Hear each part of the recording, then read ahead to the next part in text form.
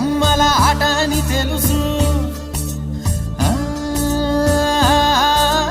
కథ అని తెలుసు, కథ అని తెలుసు, కథలన్నీ కంచికే చేరునని తెలుసు.